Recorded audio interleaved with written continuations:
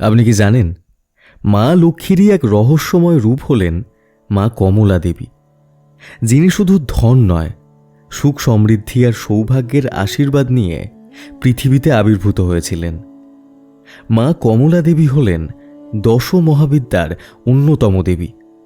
তাকে অনেকে মা লক্ষ্মীর তন্ত্রময় রূপ হিসেবেও মানেন।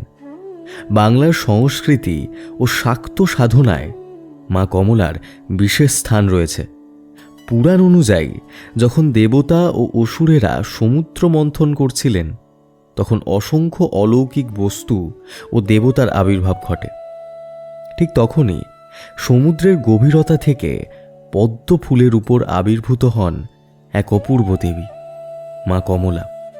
তার চারিদিকে ছিল সোনালি আলো আর পদ্ম ফুলে ভরা এক স্বর্গীয় দৃশ্য। মা কমলা দেবীকে সাধারণত পদ্মের উপর বসে থাকতে দেখা যায়।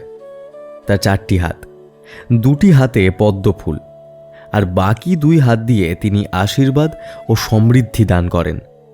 চারিদিকে হাতি জল ঢেলে তাকে স্নান করাচ্ছে, যা সমৃদ্ধি ও সৌভাগ্যের প্রতীক।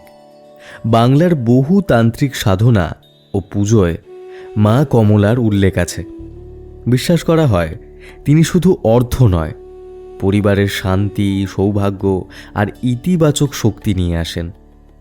গ্রাম বাংলায় অনেক জায়গায় তাকে লক্ষ্মীরই আর এক রূপ হিসেবে পুজো করা হয়। মা কমলার আশীর্বাদ মানে শুধু ধন সম্পদ নয়, সন্তানের মঙ্গল, পরিবারের সুখ আর জীবনের স্থিতি। মা কমলা দেবীর এই আবির্ভাবের গল্প আগে শুনেছিলেন? না শুনে থাকলে কমেন্টে লিখুন জয় মা কমলা। এই ভিডিওটি যদি আপনারা ইউটিউবে শুনে থাকেন, তাহলে নিচে থাকা সাবস্ক্রাইব বাটনটি ক্লিক করে তার পাশে থাকা বেল আইকনটি অবশ্যই ক্লিক করবেন। আর যদি আপনারা এই ভিডিওটি ফেসবুকে শুনে থাকেন, তাহলে উপরে থাকা ফলো বাটনটি ক্লিক করে আমাদের পাশে থাকবেন। ধন্যবাদ।